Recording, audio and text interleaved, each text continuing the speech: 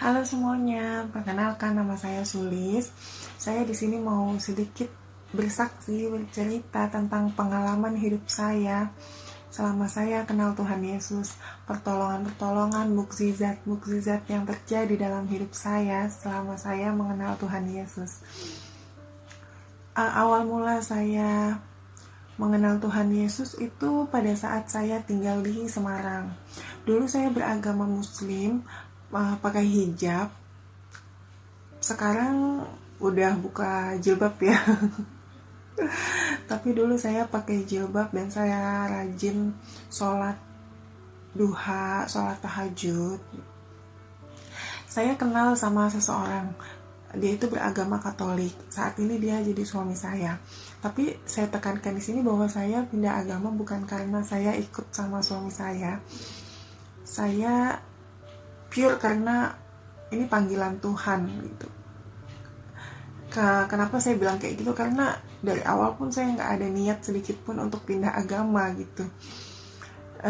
Saya memang niat serius sama pacar saya, tapi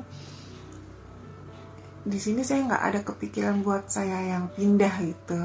Saya pindah agama. Suatu ketika saat saya tinggal di Semarang, hati saya tuh bingung banget. Kemudian saya, waktu saat saya masih muslim, saya puasa 7 hari, full 7 hari saya puasa. Saya sholat tahajud full juga 7 hari, saya sholat duha 7 hari.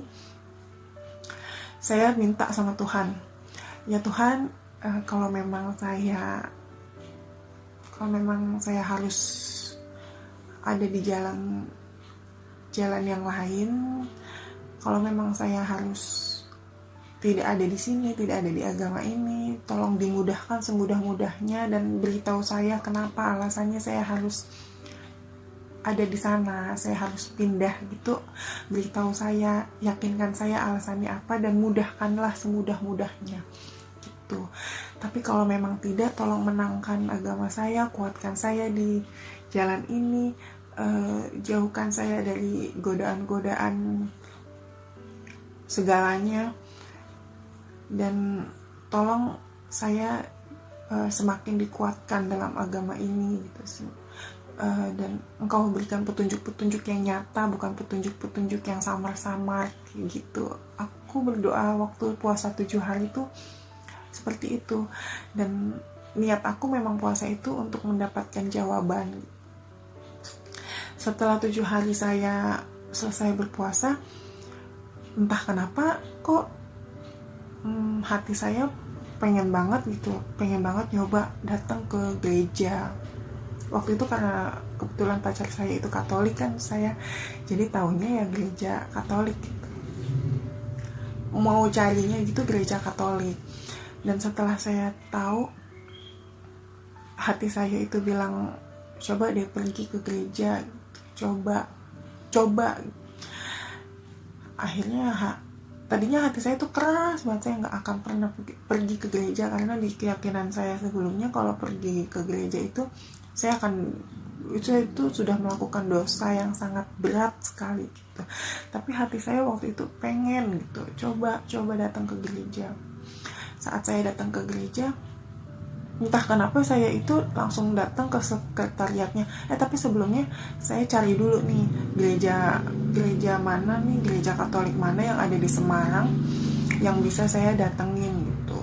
Kalau Katolik itu kan gerejanya per lingkungan ya, per paroki gitu. Tapi karena saya waktu itu masih awam, jadi saya searching gereja Katolik di Semarang. Akhirnya saya datanglah ke gereja katedral yang saya dapat dari hasil searching itu. Kemudian setelah saya datang ke gereja katedral itu, saya kok malah datang ke sekretariat gitu. Saya malah nanya, gimana sih cara ikut pembelajaran Katolik itu. Saya datang, tahu-tahu saya isi formulir, terus dia bilang saya harus datang setiap hari Minggu jam sore lah pokoknya waktu itu. Dan kok saya datang gitu hari Minggunya tuh, nggak tahu kenapa hati saya tuh pengen datang aja. Saya daftar, saya datang hari Minggu, sekolah di hari Minggu. Hari pertama saya datang itu luar biasa banget, kayak wow, kayak gini ya belajarnya. Saya datang, saya disambut hangat, dipersilahkan masuk, silahkan Mbak Sulis masuk, ditarik bangku saya, silahkan duduk. Semua senyum sama saya, semua menerima saya, kayak selamat datang kayak gitu. Terus saya dijamu lah bangku, tidak ada yang ngapain datang, enggak kayak gitu. Cuma menurut saya kesan pertama itu terlalu baik. Dan saya waktu pertama kali diajarkan itu, datang ke situ tuh bukan tentang ini loh, kata agama ini tuh harus belajar ini, harus menghafal ini itu, supaya kamu tuh bisa ke gerejanya lancar begini, diterima Tuhan kayak enggak. Tapi hal pertama yang saya dapat, pembelajaran pertama yang saya dapat waktu saya datang ke gereja itu, waktu saya ikut katekumen hari pertama, itu diajarkan cara memaafkan. Saya diajari, yang saya ingat waktu itu, jika kamu ditampar pipi kanan, berikanlah pipi kirimu. Jika kamu ditampar pipi kiri, berikanlah pipi kanan, pokoknya gitu. Dan saya diajarkan cara memaafkan. Itu saya shock, wah, kenapa kayak gini ya, kenapa menarik ini pembelajarannya gitu. Sampai akhirnya saya kepo gitu, apa sih minggu depan pelajaran apa lagi yang saya dapat gitu. Minggu depannya saya datang, diajarkan lagi minggu depannya itu cara mengasihi orang tua, menghormati orang tua. Wah, semakin menarik nih gitu. Jadi semakin hari saya semakin penasaran. Saya belajar juga dari buku-buku yang saya beli waktu itu. Saya juga searching di YouTube, gimana sih agama ini, gimana sih Tuhan Yesus itu. Saya belajar sejarah, saya belajar alur sejarah saat itu waktu saya di Semarang begitu. Nah, suatu ketika saya diajarkan doa Bapa Kami. Terus tiba-tiba tuh saya ngetes gitu di kosan. Setelah sampai kosan, mati lampu, dan saya itu posisinya pengen banget pipis tuh, udah kebelet banget pipis. Terus saya coba pakai doa Bapa Kami yang baru diajarkan tadi gitu. Sebenarnya doa apa aja bisa sih, ya intinya kan kita meminta kepada Tuhan gitu. Tapi karena waktu itu saya sotoy, jadi saya coba pakai doa Bapa Kami gitu. Posisi di kosan, mati lampu, dan kamar mandi saya kan di luar dari kosan itu. Jadi saya agak takut kalau gelap-gelap tuh kamar mandi, pengen pipis gitu. Akhirnya saya doa, ya Tuhan, saya mau doa Bapa Kami nih, semoga berhasil ya gitu. Saya doa Bapa Kami, setelah berdoa saya bilang, ya Tuhan, aku pengen banget pipis, tapi aku takut karena ini mati lampu, gelap gitu. Akhirnya setelah selesai amin gitu, beberapa detik kemudian lampunya tuh nyala gitu. Nggak nyampe menit, nggak lama lah, beberapa detik malah lampunya nyala. Terus saya pipis, habis pipis mati lampu lagi. Jadi ya mungkin kata Tuhan, ya udah nih Sulis, lo kan kebelet banget nih, lo udah berdoa, ini gue nyalain dulu, ini dinyalain dulu, nanti habis selesai masalahmu matiin lagi ya. Karena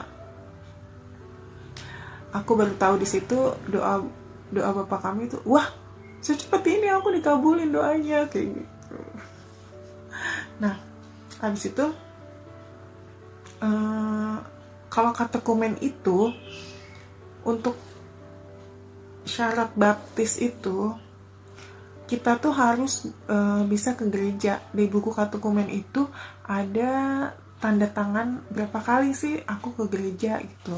Sedangkan waktu itu aku bego banget sendirian. Aku betul-betul sendirian di Semarang dan aku nggak ada temen Katolik yang bisa ngajarin aku ke gereja. Caranya gimana? Sedangkan pacarku waktu itu di Bekasi. Kita tuh jauh LDR. Nggak mungkin dia ngajarin aku ke gereja, nggak mungkin datang setiap minggu ke Semarang untuk ngajarin aku ke gereja gitu. Terus aku bilang sama Tuhan, ya Tuhan, masa kayak gini sih, aku sekolah udah seneng, sekolah pembelajaran ini aku udah seneng, tapi kenapa aku nggak bisa ke gereja sedangkan teman-teman yang lain udah pada bisa ke gereja gitu. Ya udahlah, kalau emang jalannya pasti ada bantuan, tapi kalau emang aku bukan jalanku di sini, ya sudah, pasti aku selesai sampai di sini. Tapi ternyata beberapa minggu kemudian, setelah aku minta kayak gitu sama Tuhan, setelah aku berdoa, ada temanku namanya Mas Boy. Dia dimutasi dari Solo ke Semarang, ke kantor aku, datang, dan dia itu beragama Katolik. Dia itu lebih muda daripada aku, cuma dia lebih tahu tentang Katolik ya, karena dia dasarnya dari lahir sudah Katolik. Akhirnya dia datang, dia main ke ruangan saya, ke ruanganku, terus dia lihat ada buku katekumenku, dia tanya, "Mbak, ini siapa?" Waktu itu saya masih pakai jilbab. "Mbak, ini siapa yang Katolik? Siapa yang ikut Katolik? Ini kan buku katekumen," kata dia. Terus aku bilang, "Iya, itu aku mau pindah." "Serius kok Mbak?" Kata, kan dia orang Batak ya, jadi nadanya agak tinggi. "Serius kok Mbak?" "Iya, aku mau coba, aku mau ikut. Karena aku senang sama pembelajarannya." Kemudian dia bilang, "Aku juga Katolik loh Mbak."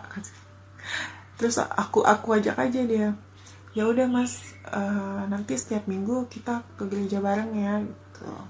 Dia nggak pernah ngajarin aku macem-macem. Dia nggak pernah ngasih tahu aku, "Sulis, Katolik tuh begini, Sulis, Yesus tuh gini. Dia nggak pernah sama sekali. Cuma karena dia orang Batak, jadi dia kalau nyanyi di gereja itu kenceng.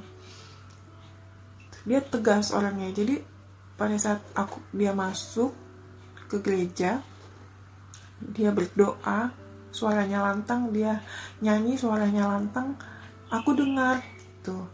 Jadi yang aku pelajari itu dari suaranya dia yang lantang, bukan karena dia Sulis, ini gini ya, ini gini ya, enggak gitu. Karena suaranya lantang, jadi aku memperhatikan dan aku mengerti gitu. Sampai akhirnya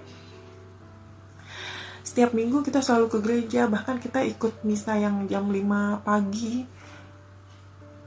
yang subuh-subuh itu kita selalu ke gereja gitu. Saking aku tuh senang gitu, ada di gereja hatiku nyaman.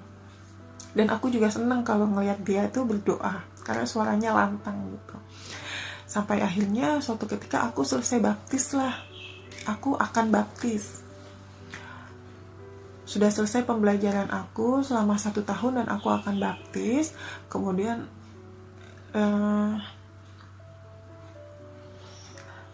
aku sudah bisa ke gereja sendiri karena aku sudah banyak belajar dari Bang Boy ini. Aku sudah bisa ke gereja sendiri, sudah bisa berdoa, sudah bisa kenal Tuhan Yesus dalam. Akhirnya aku ikut baptis di Semarang karena hatiku terlalu yakin bahwa ini adalah yang baik buat aku.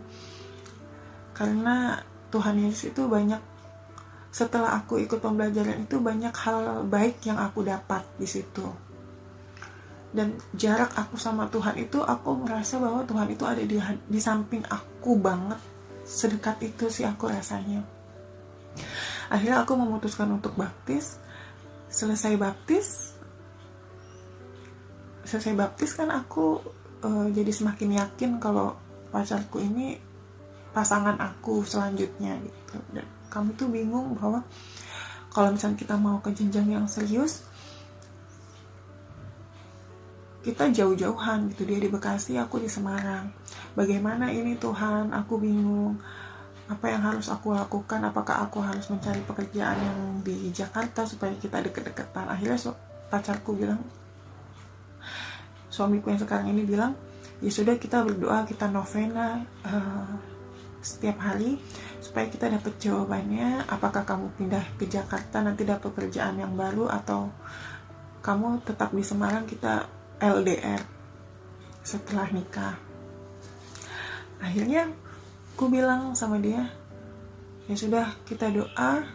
Baru beberapa hari doa novena, nggak nyampe 3 hari lah gitu, aku dapat telepon dari kantor pusatku di Jakarta bahwa Sulis, kamu pindah ya ke Jakarta. Sulis, kamu pindah ya ke Jakarta. Di sini ada yang kosong karena di sana ada orang yang resign gitu, jadi ada yang kosong di Jakarta. Terus aku stuck diam di situ. Tuhan, baru aku berdoa berapa hari tapi kau kabulkan gitu. Aku minta supaya aku nanti nikah, setelah nikah tuh aku nggak jauh-jauhan sama suamiku. Aku punya kerjaan di Jakarta gitu, dekat sama suamiku. Walaupun nggak di Bekasi tapi di Jakarta, paling nggak satu lingkup lah dengan suamiku, masih bisa terjangkau aksesnya. Akhirnya dikabulkan doaku. Setelah aku berdoa, gak nyampe 3 hari novena, aku tidak dicarikan kerjaan yang baru sama Tuhan, tapi aku diberikan kerjaan yang sama, hanya aku dimutasi ke Jakarta.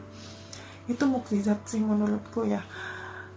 Bagaimana Tuhan itu baik sama aku, bagaimana Tuhan itu memilih aku. Itu jalannya sudah ada gitu. Aku bisa membaca jalanku sampai aku dipanggil Tuhan untuk jadi pengikutnya. Akhirnya setelah aku pindah di Jakarta, aku dapat SK untuk mutasi ke Jakarta. Mas Boy ini yang menemaniku di Jakarta sampai aku baptis, sampai aku bisa ke gereja, dia dimutasi ke Malang. Jadi setelah aku baptis, aku dimutasi ke Jakarta, dia dimutasi ke Malang. Jadi aku baru tahu bahwa Mas Boy itu dikirim Tuhan itu untuk temani aku sampai aku bisa sendiri ke gereja, sampai aku bisa berdoa dalam nama Tuhan Yesus, sampai aku bisa dibaptis, sampai aku siap, sampai aku betul-betul bisa sendiri gitu. Dia dimutasi ke Malang, aku dimutasi ke Jakarta. Jadi aku bilang sama Mas Boy, Mas Boy, ternyata kamu itu dikirim Tuhan, Mas Boy, buat aku. Jadi tugasmu kerja di Semarang itu bukan hanya kerja, tapi kamu ada tugas dari Tuhan buat aku, untuk menemani aku, mendampingi aku, sampai aku betul-betul kenal dengan Tuhan Yesus, sampai aku dibaptis. Karena setelah baptis itu, kenapa gitu, aku langsung dimutasi ke Jakarta, Mas Boy dipindahkan ke Malang gitu. Jadi kan menurut aku kayak tugasnya Mas Boy itu udah selesai gitu, nemenin aku. Sampai akhirnya aku dimutasi ke Jakarta. Aku merencanakan semua persiapan pernikahan. Dan biasa kalau misalkan mau nikah itu kan keluarga ada sedikit problem, masalah gitu. Karena keluarga aku muslim, jadi mereka maunya datangnya saat resepsi aja gitu. Kalau di gereja mereka kurang berkenan. Saat misa pranikah, sebelum hari esoknya nikah, setelah acara selesai, kita berdoa berdua. Aku sama suamiku berdoa. Kita naik ke atas, kita telepon guru agamaku yang di Semarang. Terus guru agamaku itu Pak Theo namanya, dia tanya ke aku, Mbak Sulis, kamu mau didoain apa? Terus aku bilang, saya mau didoakan supaya orang tua saya datang di gereja. Saat itu kita berdoa malam, kita bertiga. Jadi saya telepon Pak Theo itu pakai loudspeaker. Suami saya, Pak Theo pakai loudspeaker. Kita mendoakan supaya orang tua saya itu datang ke gereja besok paginya gitu, saat saya pemberkatan di gereja. Bukan hanya datang saat resepsi saja. Padahal sebelumnya saya sudah menyiapkan wali, Pak D sama Budi saya yang kebetulan Katolik juga. Saat saya sudah pakai baju pengantin, mobil saya datang, mau masuk ke gereja, mau pemberkatan, saya lihat di sana ada bapak saya duduk di warung kopi sebelah gereja. Bapak saya duduk pakai baju batik dan dia datang ke gereja. Dia datang masuk ke dalam gereja, mengikuti acara saya pemberkatan. Karena saya sudah siapkan wali kan, Bude Pak D saya di depan bangkunya, jadi dia duduknya di bangku-bangku tamu itu, bukan di depan, bukan untuk tempat yang saya sungkemin gitu, tapi dia duduk di belakang. Karena panitia tahu kalau misalkan itu bapak saya datang, maka dia siapkan bangku lagi di depan 3. Jadi saya sungkem itu sama Pak D, Bude, sama bapak saya. Bapak saya tidak saya siapkan pakaian rapi jas itu karena saya tidak tahu kalau bapak saya itu mau datang, karena dia kan bilang dia tidak datang ke gereja, dia hanya datang ke resepsi. Akhirnya disiapkanlah bangku 3 di depan dan saya diberi kesempatan sama Tuhan untuk sungkem sama bapak saya di depan. Itu. Jadi di sini saya mau memberitahu bahwa ternyata kekuatan doa itu luar biasa ajaibnya dalam hidup saya. Betul apa kata orang-orang itu, bahwa kalau kau mau minta sesuatu sama Tuhan, berdoalah terus menerus sampai doa itu terkabul. Karena doa itu adalah kayuhan sepeda kita supaya kita tuh sampai ke tujuan kita. Betul juga apa kata Tuhan Yesus, bahwa kalau kau ingin meminta sesuatu, mintalah maka akan kuberikan, ketuklah maka aku akan bukakan. Itu sangat-sangat betul-betul terjadi sama hidup saya. Jadi apapun yang saya minta, jika itu tujuannya baik, itu pasti Tuhan berikan kepada saya. Seperti itu. Dan masih banyak juga pengalaman-pengalaman doa saya yang dikabulkan Tuhan, yang menurut saya itu tidak akan terjadi dalam hidup saya, tapi Tuhan kabulkan, tapi Tuhan berikan. Karena ya itulah, Yesus penuh dengan mukjizat. Bahkan saat saya sakit pun saya berdoa dalam nama Tuhan Yesus, Tuhan Yesus sembuhkan, Tuhan Yesus berikan. Nanti akan saya ceritakan jika saya ada kesempatan, saya akan buat video lagi, akan saya ceritakan tentang bagaimana Tuhan Yesus itu memberikan saya seorang anak, padahal kata dokter, saya dan suami saya itu ada sedikit kendala gitu. Tapi saya terus berdoa dalam nama Tuhan Yesus, karena dia itu dulunya itu menyembuhkan orang sakit, memiliki mukjizat menyembuhkan orang sakit. Maka saya terus berdoa sama Tuhan Yesus, sehingga Tuhan Yesus kabulkan doa saya, sehingga sekarang saya sudah memiliki seorang anak. Itu nanti saya akan ceritakan dalam video selanjutnya jika saya punya kesempatan. Saya akan buat video yang lebih rinci lagi, lebih jelas lagi bagaimana saya berdoa sama dalam Tuhan Yesus untuk menyembuhkan segala penyakit kami itu. Baik, sekian saja cerita dari saya. Semoga bisa menambah iman teman-teman semuanya ya. Terima kasih. Dadah.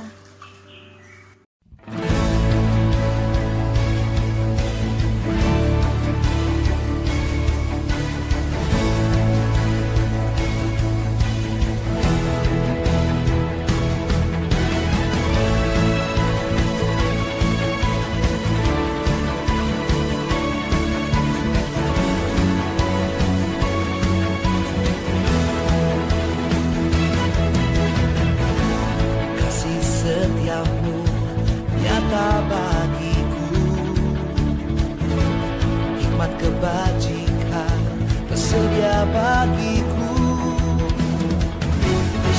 Tuhan sanggup limpahkan segalanya,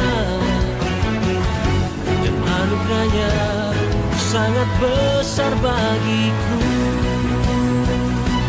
Aku diberkati, aku dilimpahi, karena Tuhan sanggup untuk menyediakan. Aku diberkati, aku dilimpahi atas sempurna anugerah Tuhan bagiku.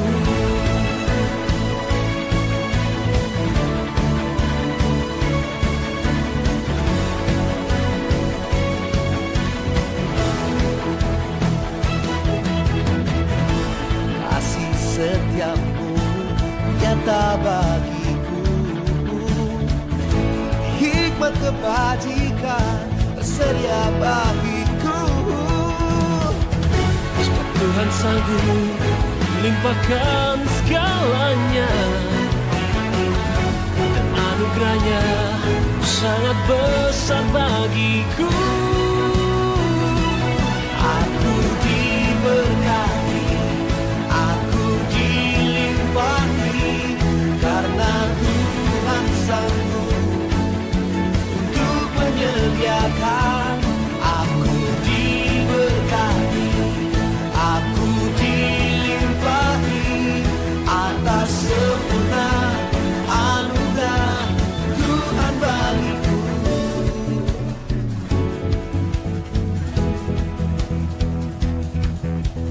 Diberkati, dilimpahi, Sempurnanya anugerah-Mu selama-lamanya. aku diberkati, aku dilimpahi, karena Tuhan sanggup untuk menyediakan. Aku diberkati, aku dilimpahi atas sempurna anugerah Tuhan bagiku. Aku diberkati, aku dilimpahi, karena Tuhan sanggup untuk menyediakan.